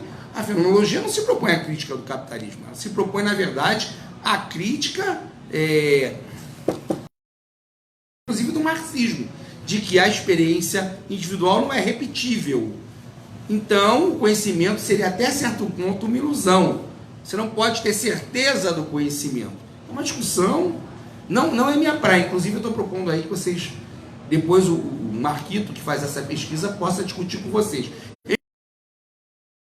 Mas não é, da minha parte, confortável de sentido dar aula disso, né? Não sou eu que tenho que dar aula de estruturalismo e fenomenologia, sendo o cara que vai dissentir disso. Mas a fenomenologia não se propõe a substituir o marxismo. Tem uma crítica feroz ao marxismo, por isso que o Sartre é esquisito. Porque ele precisa reintroduzir a história. E ao reintroduzir a história, ele tem que fazer a crítica da fenomenologia. Então ele é um fenomenologista que não se encaixa na fenomenologia completamente. Por isso que o existencialismo sartriano é diferente, a fenomenologia sartriana é diferente, porque ele quer manter esse diálogo com Marx. Tanto que ele mantém um diálogo com a Revolução Cubana. É o cara que mais apanha após a Revolução Cubana.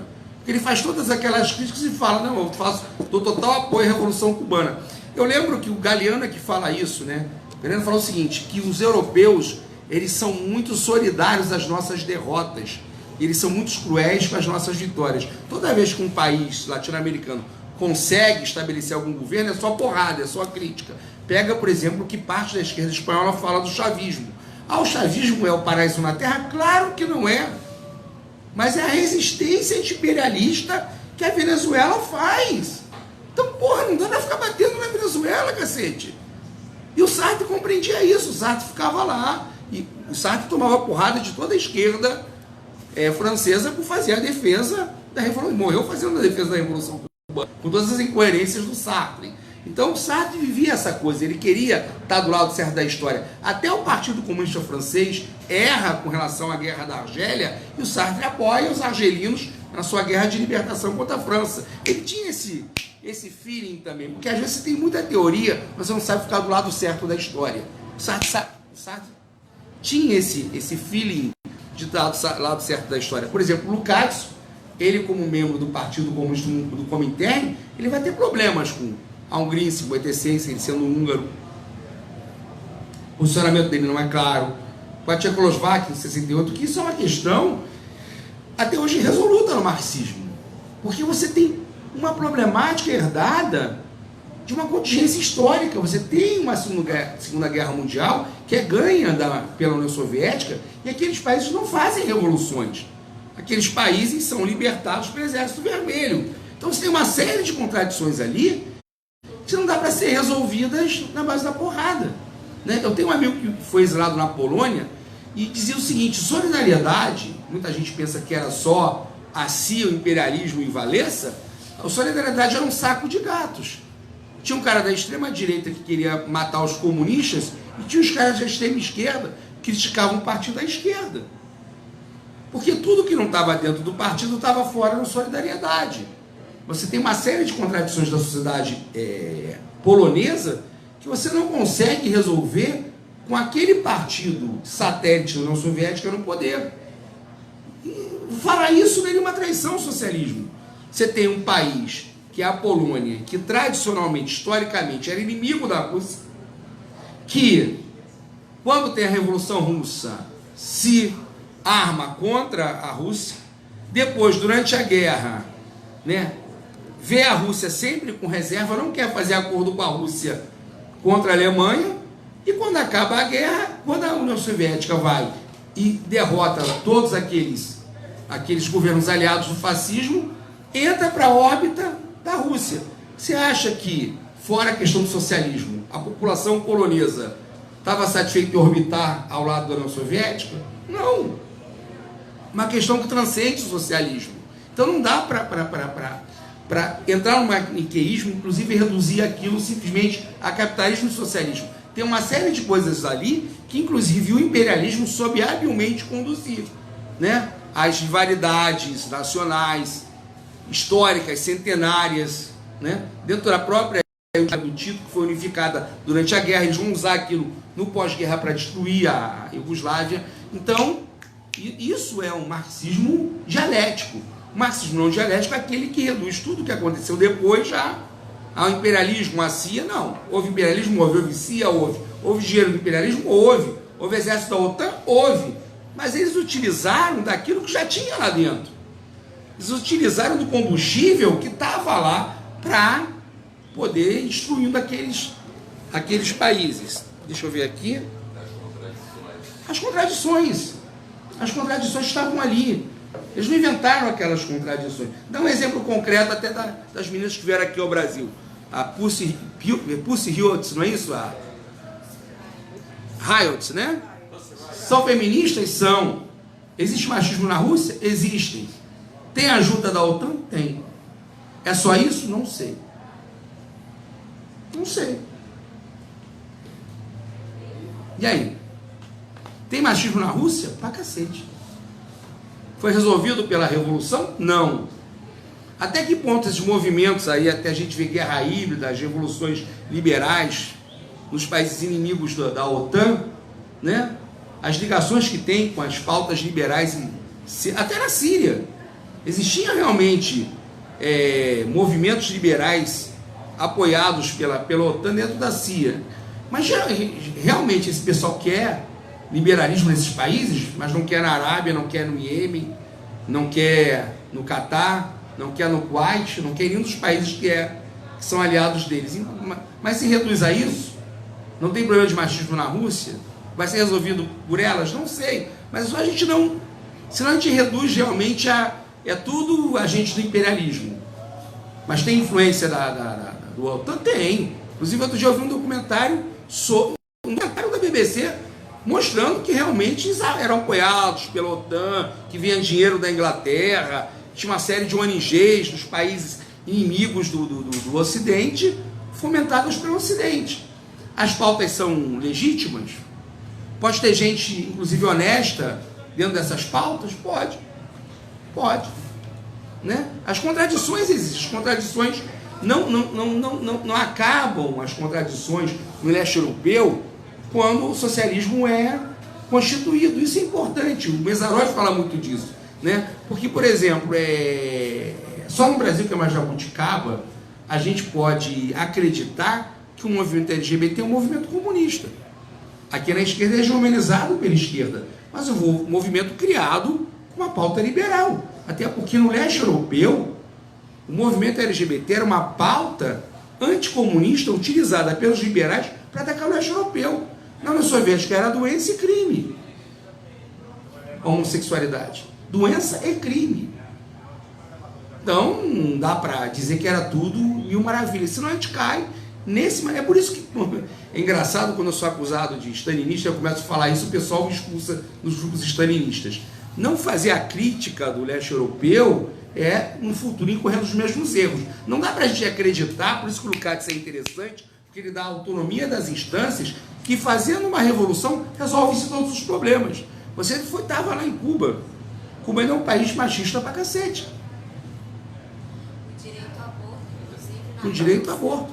ele começou antes da Revolução.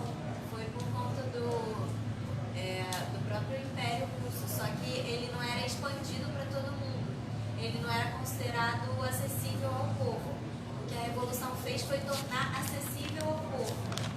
E aí o que Stalin fez foi justamente retirar, porque o medo dele era acabar com a população, porque as mulheres não iam mais querer ter filhos. Sim, tem um livro do Reich, que é um cara extremamente heterodoxo, se chama Revolução Sexual, que fala, inclusive, até do temor dos bolcheviques, com o que acontece logo após a Revolução com os costumes sexuais, que é uma liberação sexual muito grande. Aquela juventude que estava fazendo a Revolução vê a sexualidade de uma outra forma. Eles começam a regulamentar a família, até pedir ajuda da igreja para dar uma segurada, porque, olha, peraí, segura esse negócio aí. Dá uma segurada que a coisa tá pegando Para ilustrar isso que o Constantino acabou de falar, eu antes de ir para a Havana, que eu fui lá fazer tratamento, eu li um discurso do Fidel, que foi transformado num livro, em que, nesse discurso, ele meio que levanta o compromisso de que a Revolução deve preparar e criar o homem novo e a mulher nova. Então eu fui com essa informação antes de chegar lá. E por acaso fui recebido num ambiente que tinha 5 mulheres.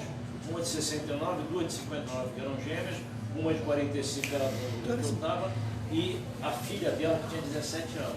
Então eu conversei muito com elas, e eram todas elas unânimes em falar mal do homem cubano. Isso que ele falou, que é machista, não participa da criação dos filhos. Em suma, eu faço uma crítica em relação a isso, dizendo que esse homem novo e essa mulher nova que o Fidel se propugnou e tentou, isso ainda não está concretizado. Isso é um processo complicado ainda. Pegando esse gancho, mas olha só, aí a diferença do pensamento socialista e do pensamento capitalista. É importante fazer a questão da superestrutura, do pensamento, da ideologia, mas só isso não basta. Que, por exemplo, a gente pode até, em termos de luta das mulheres no Brasil, em termos de discurso, estar mais avançado. Mas quais são as estruturas que dão a possibilidade para a mulher se emancipar no Brasil? Quantas mulheres em Cuba estão na universidade? Pelo que eu sei, são mais mulheres que homens. Quantas mulheres estão no serviço público? Mais mulheres que homem. Então, o engajamento no mercado de trabalho dá a possibilidade dessa mulher cubana, fazendo, lógico, a luta ideológica, de fazer essa emancipação concreta.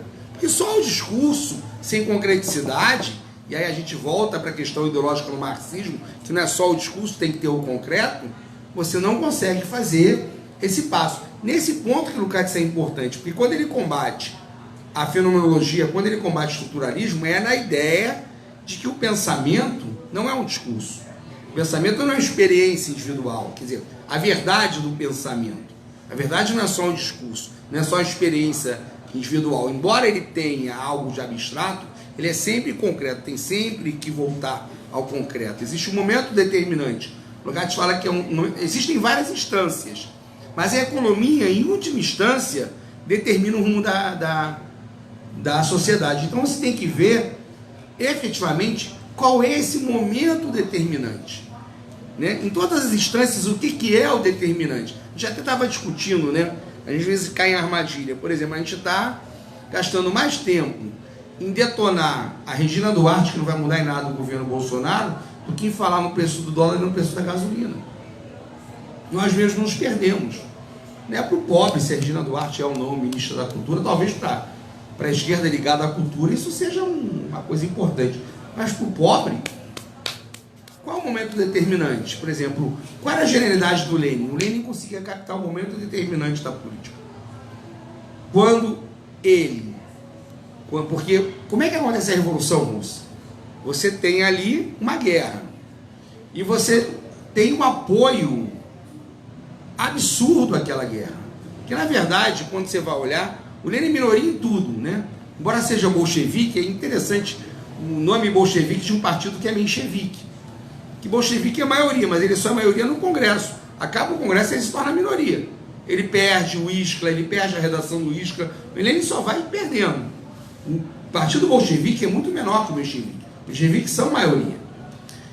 E aí, durante a Revolução, né, nem bolcheviques nem mencheviques, o apoio da população russa à Revolução leva, inclusive, a contradições. Quais contradições? O partido bolchevique dizia que os bolcheviques não tinham que participar da guerra. Mas os bolcheviques iam para a guerra, a contrassenso do que o partido determinava.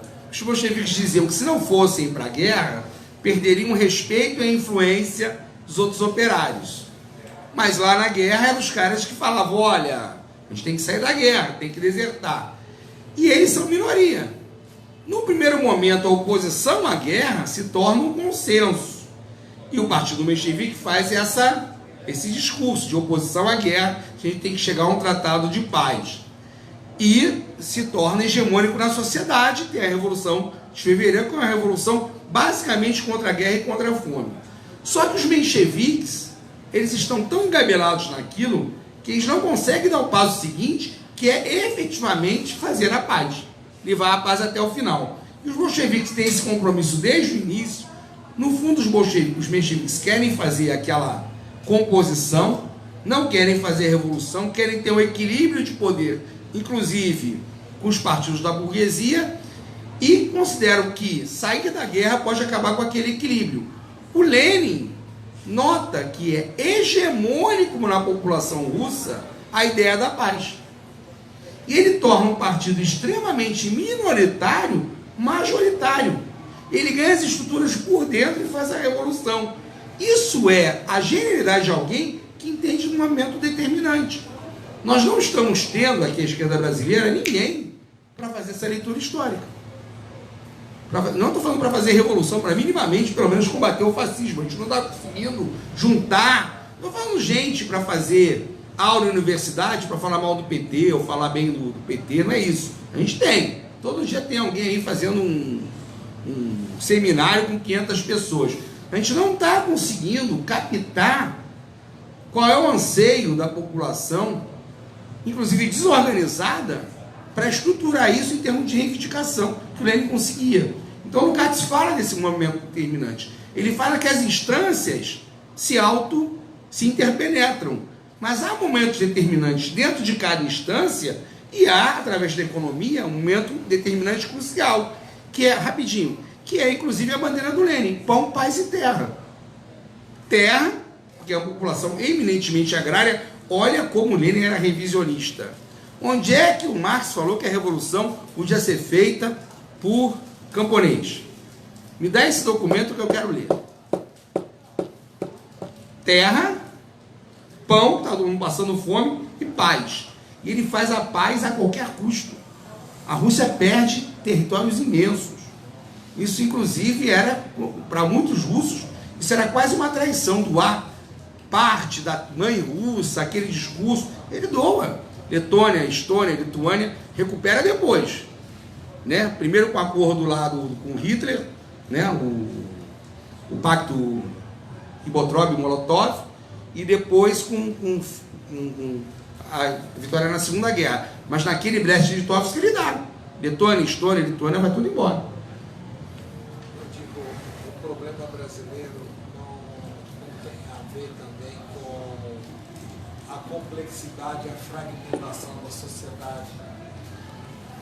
Aí fica mais difícil de você saber onde é que estou problematizado. São tantos os aglomerados sociais, os grupos, etc. e tal, que cada um desses grupos tem uma demanda, e desse monte de demandas ficar em uma ou duas. porque isso é da complexidade.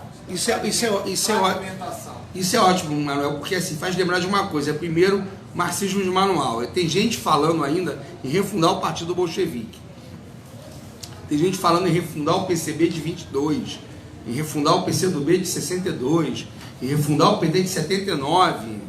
Né? Isso é religião, isso não é política. Esse não é o nosso problema. Não é problema. Tanto que aí cai naquele discurso da falta das lideranças. O que falta é liderança. Outra grande mentira. A gente tem uma grande dificuldade para toda a esquerda mundial. Porque a transformação do trabalho, é outra discussão que tem que ser feito, Fialho, em relação à queda do socialismo. A transformação no mundo fordista, a destruição do processo fordista de produção, o toyotismo. Você tinha fábricas com 50 mil trabalhadores, 60 mil, 100 mil trabalhadores. Você tinha uma imensa classe trabalhadora, inclusive nos países capitalistas. Você destrói isso. Então essa centralidade do trabalho organizado é uma coisa que sumiu. O trabalho precário torna a nossa missão em glória. Onde está a centralidade disso? Isso aí é uma coisa que ninguém tem resposta não, tá? Se alguém disser que tem resposta, é mentiroso, é charlatão. Nós não temos essa resposta. O que eu digo é o contrário. Eu acho que cada um tem que se organizar onde puder e ver como dar essa resposta dentro da sua organização. A esquerda não encontrou a resposta ainda. Uma das respostas dada pela esquerda é uma resposta extremamente antitética a organizações centralizadas.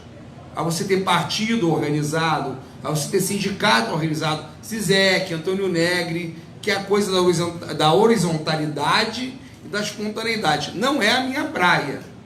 Agora, reorganizar, não é só no Brasil, reorganizar esta massa difusa, esse é um grande problema que o capitalismo colocou para qualquer um que pense em emancipação na humanidade. Porque na fábrica, na mina, comunista era só chover, era igual fungo. Choveu, tinha comunista.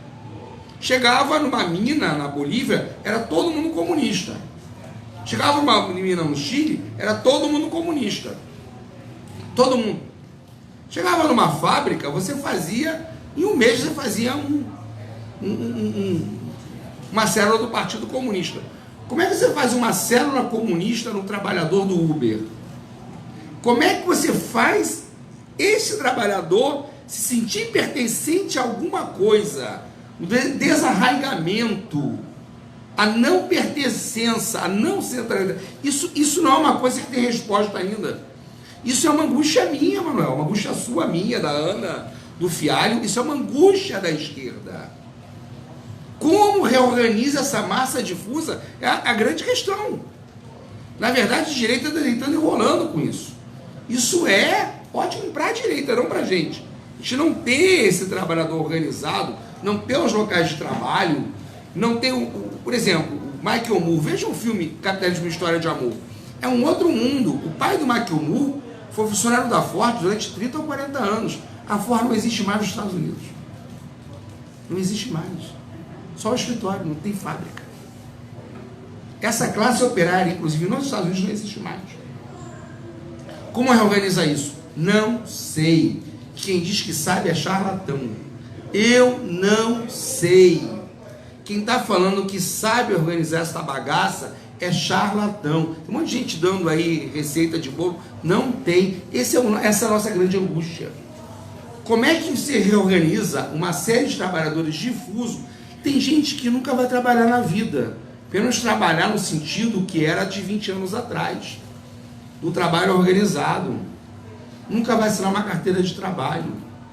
Nunca vai pertencer a uma empresa. Como é que você organiza essa pessoa? Isso, não tem resposta para isso. Não estou dizendo que a gente não vai ter que buscar uma resposta para isso. Nesse momento, essa resposta a gente não tem. A gente tem que assumir isso. Se a gente não assume, a gente está sendo triunfalista. Chegar e falar, não, vamos reorganizar o PCB de 22. Nossa, beleza.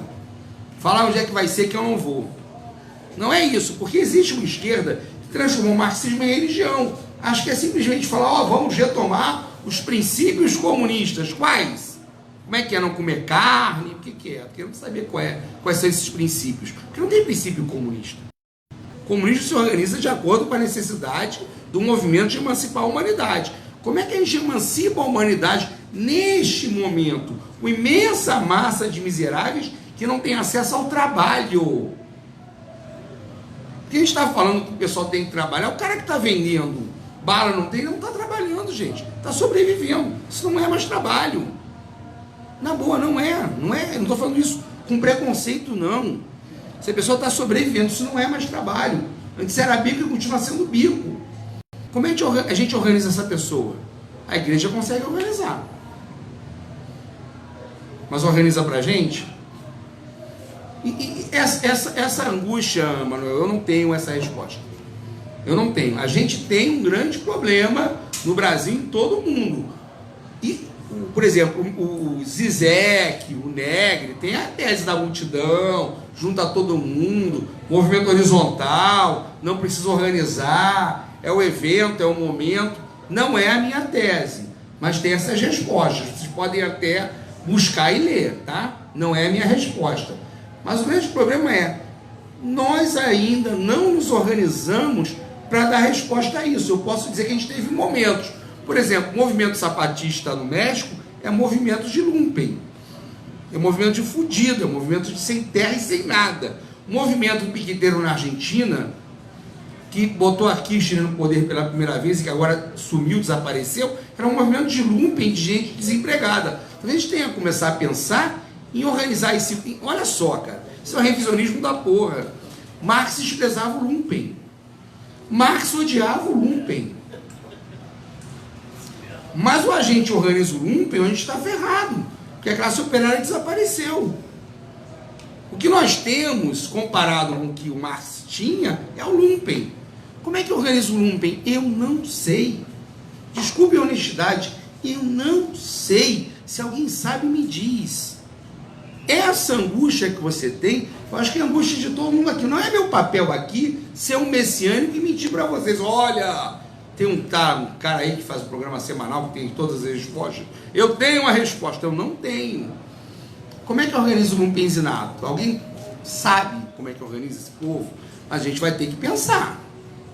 Ou a gente pensa isso, ou é a barbárie. É como o Rosa falou. Ou a gente organiza essa galera, ou a gente tem alguma alternativa para organizar essa galera, ou a barbárie vai ser duradoura. Vai ter 40, 50, 60, 70, 80 anos. Porque aquela ideia de que a miséria causa a revolução, a maior prova de que ela é falsa é a África.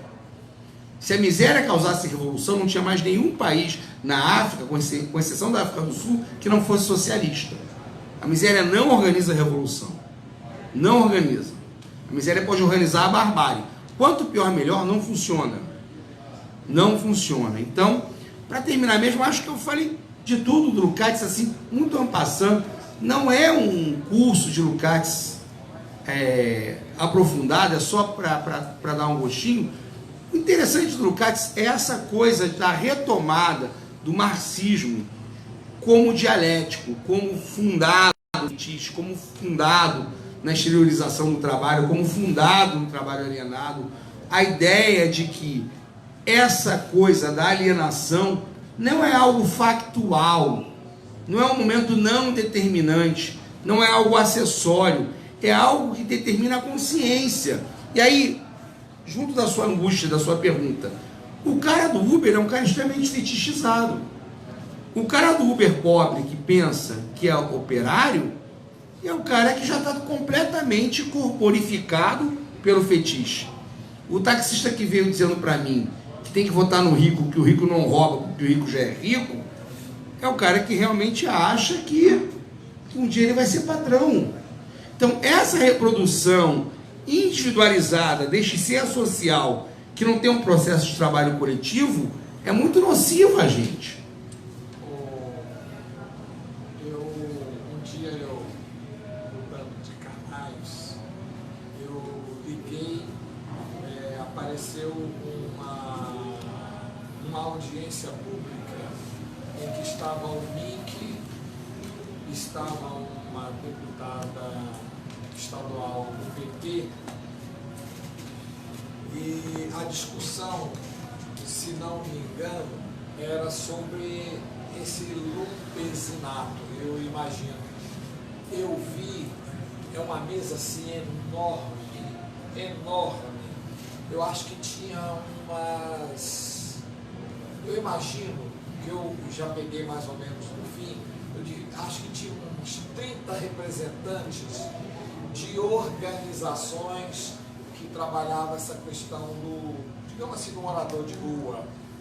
Então, umas criticavam umas às outras. E eu fiquei pensando por meus botões, até com uma certa maldade, que eu dizia o seguinte: alguém está lutando aí para quem vai receber a maior verba. Sim. Mas aí eu vi que tinha umas posições assim até interessantes.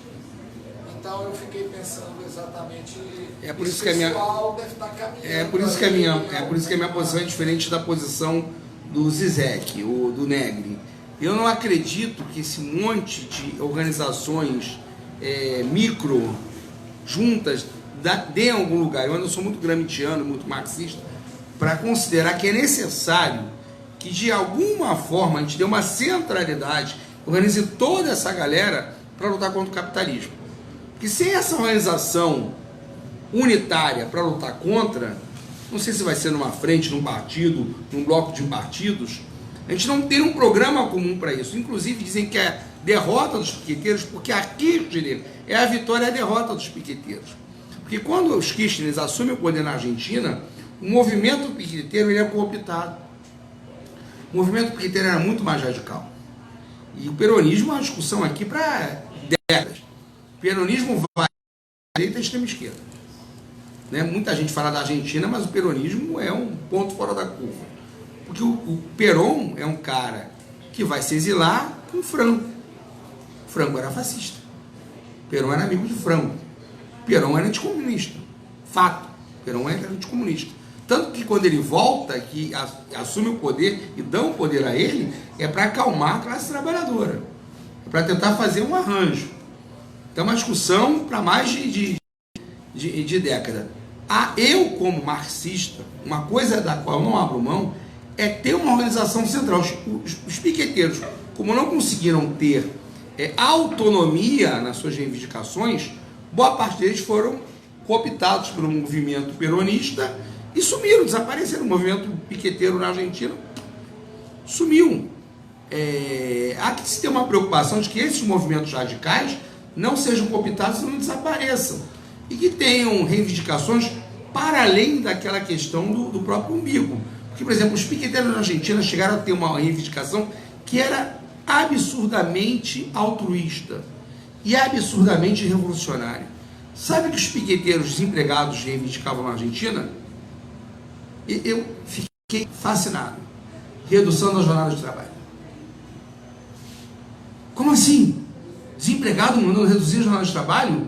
Sim, os caras são monstros pra cacete. Os caras estão olhando além do próprio umbigo. Vamos reduzir a jornada de trabalho de quem está trabalhando. A jornada de trabalho, a gente coloca mais gente nos empregos. A gente às vezes fica... Muita gente aí dizendo que o Guanabara vai demitir 4 mil pessoas se não liberar os trabalhar aos domingos. E a esquerda está quase fazendo um trabalho do Bolsonaro. Na verdade, se o Guanabara, que está chantageando a gente, demitir 4 mil pessoas porque vai fechar os domingos, eu não sei quantos postos serão criados nos pequenos comércios que sobreviviam aos domingos antes de liberarem o trabalho dos grandes mercados, que a gente nunca fez um estudo sobre isso. Eu tenho amigos que eram pequenos comerciantes, quando o trabalho ao domingo dos mercados era proibido. Alguém lembra disso? Que na década de 90 os mercados não funcionavam aos domingos? O que salvava o mercado do bairro? Era o domingo. Os caras faturavam um pouco e o domingo é que segurava a férias do pequeno comércio. Os Estados Unidos tem algumas. Os Estados Unidos que é capitalista. Tem cidades, por exemplo, onde o Walmart é proibido. Não pode entrar. Tem cidades que algumas grandes empresas são proibidas de entrar para não acabar com a cidade. Porque a cidade é baseada no pequeno comércio. A gente tem que ter essa ideia de todo. Né? Porque, por exemplo, essa chantagem do Guanabara, não sei nem se o Guanabara tem estudo de empregado, talvez seja para a gente abrir mão e começar a defender que trabalho ao domingo é bom, desde que pague hora extra. E, na verdade, é uma merda. É bom para mim como consumidor, para o trabalhador que está lá, é uma bosta. É uma bosta. A gente está perdendo muitas vezes a visão de todo. Eu vi da gente reproduzindo, fiquei preocupado. Já tive uma outra versão sobre isso. Hã? Já tive uma outra versão sobre isso, sobre por que o Guanabara tem que fazer isso. Que é demitir para readmitir no regime de 12 por 36. Mas o documento vem dizendo sobre trabalho ao domingo. Fala. No documento que eu recebi fala sobre trabalho ao domingo. Eu recebi outro que não fala sobre não. é esse 12 por 36. Sim, mas olha só, tem um trabalho ao domingo também. Já vi gente defendendo que tem que abrir o domingo sim. Abrir mão dessa legislação tão daninha, né? Se a gente perde a visão de... O problema bom do marxismo é isso. Essa visão de todo, essa visão de classe, mesmo quando o cara da classe está fora da classe, está desempregado, é que pode fazer dano ao capitalismo. É só a gente pensar nesses piqueteiros que defendiam a redução de jornada de trabalho, estão desempregados. A visão global que eles tinham era magnífica. Vou reduzir a jornada, porque reduzindo a jornada vai ter que ter mais trabalhador. Não me afeta diretamente, mas me afeta lá no futuro. É por isso que, embora eu não tenha essa solução, Manuel, eu não sou simpático nem adepto das soluções de pulverização. Eu ainda defendo ou um grande partido, ou um grande bloco de partidos, ou um grande movimento de partidos, ou partidos que tenham centro, que tenham estratégia global, porque para enfrentar o capitalismo que é centralizado, sem uma organização central, acontece o que aconteceu com o Occupy, que quase parou Nova York, foi um baita de um movimento fantástico, mas quando perguntavam o que vocês querem de verdade, eles não sabiam, de verdade não sabiam. De verdade não tinha um programa central, não. O que a gente quer? A gente é contra tudo, tá? Política não se faz com a negação, se faz com a afirmação. Se são contra tudo, são a favor de quê? Para terminar mesmo, eu lembro do Chaves, no Fórum Social Mundial de 2004 ou 2005, que ele colocou o Fórum Mundial em xeque, porque ele falou o seguinte: a gente tem que falar mais do que um outro mundo é possível. Esse outro mundo possível, a gente tem que dizer que é socialista. Se a gente não propõe e fica só na negação, os nossos adversários, eles não ficam na negação. Eles afirmam, eles são capitalistas, eles são contra direitos, eles são pela economia liberal mais crua, cruenta, eles são o salve-se quem puder. Então, nesse ponto, eu acho que, não tenho certeza que o Lukács, ele, com tudo que ele fala sobre a dialética, ele não abre mão da ideia central de ter organização central, de ter partido comunista, ter movimento comunista, ter movimento unitário dos trabalhadores, mutantes para a nossa época. É necessário se a gente repensar isso, pensar uma nova organização central dos trabalhadores no mundo, né? A gente precisa, inclusive, internacionalizar a luta dos trabalhadores. A gente parou de pensar nisso, porque a gente faz a luta do trabalhador no Brasil e as empresas migram para a Argentina, né? A gente precisa ter uma organização central dos trabalhadores que pensa isso. Qualquer dúvida, mandem mensagem, tá? Eu dei uma ideia muito ano passado, o Lukács é muito complexo, não dá para... Quando eu for dar o curso da Terceira Internacional, eu vou dar 2 aulas mais demoradas sobre ele. Deixa eu só fazer marketing. Quem quiser usar o espaço aqui, o espaço está aberto para evento, para curso, para festa, tá? E eu ia pedir para vocês, eu tenho divulgado para vocês, ajudem aí. O velho do Havan, eu mandei uma proposta lá para o velho do Havan para ele ajudar meu livro, ele não quis, né? Então, já que o velho do Havan não quis, quem puder ajudar aí a fazer a divulgação do meu livro, dia 15 de março vai ter um evento, não é aqui porque não vai caber no Baródromo, a gente quer botar 300, 400 pessoas, chamem nas listas de vocês. Baródromo lá na Rua do Lavradio. Não, eu sei, mas está na divulgação. Tá na divulgação, sim. Um abraço.